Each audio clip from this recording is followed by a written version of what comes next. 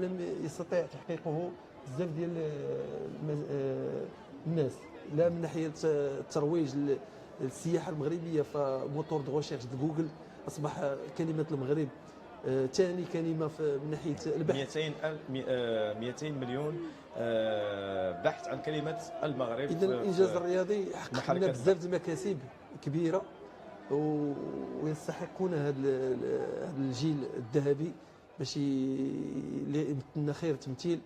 تصور اول بلد عربي اللي داز الدور الاول بسبعه نقاط، انتصارين وتعادل، انتصر على اسبانيا جوج المرات كندوزو ولكن ماشي بسبعه نقاط، ماشي اول مره سبعه نقاط، جوج مرات كان ياك حتى في 86 86 كنا ربحنا البرتغال بالاهداف ديال الخيري، وتعادلنا مع بولونيا، كان ديك الساعه تنقيط على جوج، ما كانش تعادلنا مع بولونيا وانجلترا وربحنا البرتغال.